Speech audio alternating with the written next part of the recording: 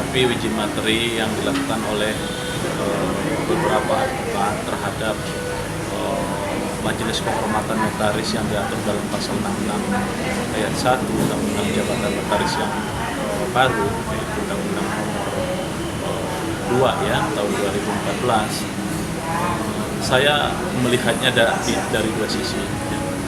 Saya melihatnya dari dua sisi. Yang pertama, adanya pasal ini telah memberikan kenyamanan atau ketentraman kepada notaris, sehingga dirasakan pasal itu betul-betul sangat dibutuhkan saat ini. Ini adalah akibat dari penegakan hukum di Indonesia yang belum ideal. Misalnya kita beri contoh, ada beberapa rekan notaris dipanggil pada pagi hari, kemudian diperiksa sore hari, dan selesai baru malam hari. Di kasus lain ada juga notaris dipanggil padahal materi yang menjadi sengketa di dalam kasus itu sebetulnya tidak diperlukan kehadiran notaris, tetapi tetap dipanggil atau dimasukkan ke dalam kasus tersebut oleh penegak hukum. Nah, bila kita melihat dari sisi ini, tentu pasal tersebut masih sangat dibutuhkan oleh notaris. Kemudian sisi lainnya adalah karena kita ini juga adalah ahli hukum, tentu kita juga paham ya bagaimana ketentuan perundang-undangan yang ada, di mana undang-undang tidak boleh bertentangan atau tidak selaras dengan undang-undang dasar. Kita tahu negara kita, ya undang-undang dasar kita menganut asas persamaan di depan hukum. Ya, atau sering kita dengar itu core of the law. Nah, oleh karenanya tepat ya, seharusnya adalah notaris memperkuat profesionalisme, dan kita harus meningkatkan profesionalisme notaris, sehingga nanti jika notaris sudah betul-betul profesional, ya, tidak diperlukan lagi perundang-undangan semacam perlindungan yang diberikan oleh pasal 66 tersebut, karena notaris adalah ahli hukum yang mengerti hak, mengerti kewajiban, serta mengerti kewenangannya. Oleh karena itu notaris tidak perlu berlebihan, saya rasa, menyikapi uji materi yang dilakukan oleh beberapa advokat tersebut. Di samping uji materi yang dilakukan oleh beberapa advokat terhadap UJN, ada juga beberapa notaris mengajukan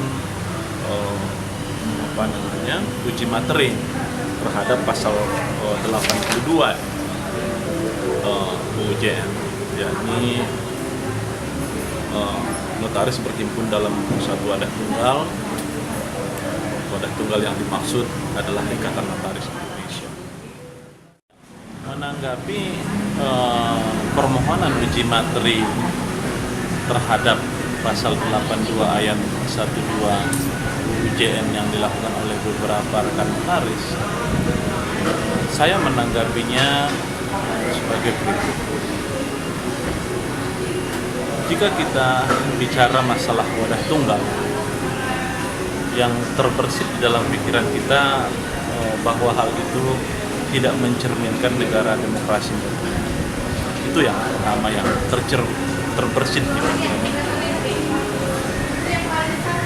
Padahal di dalam Undang-Undang Dasar 1945 sudah mengatakan bahwa warga negara Republik Indonesia, untuk kita notaris-notaris di Indonesia, adalah mempunyai kebebasan berserikat dan berkumpul.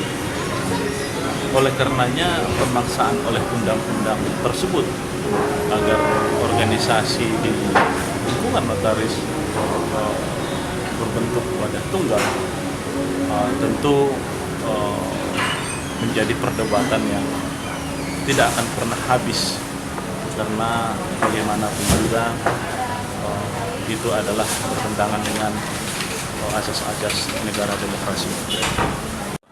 Sikap dari rekan-rekan yang mengagung-agungkan prinsip wadah tunggal di dalam organisasi notaris, saya berpendapat adalah mencerminkan sikap otoriter, karena bagaimanapun juga dalam beberapa hal, dalam beberapa kasus tidak memberikan ruang bagi orang yang berbeda pendapat.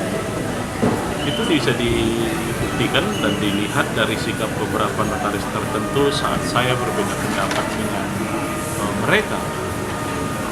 Sampai-sampai saya dipublikasikan telah dipecat dari Ikatan Notaris Indonesia. Dari hal itu memberikan pemahaman kepada saya bahwa wadah tunggal akan menimbulkan atau menciptakan pemimpin yang otoriter. Inilah inti dari pemikiran, sehingga kita lebih kita lebih menjunjung tinggi negara yang demokratis daripada negara yang otoriter.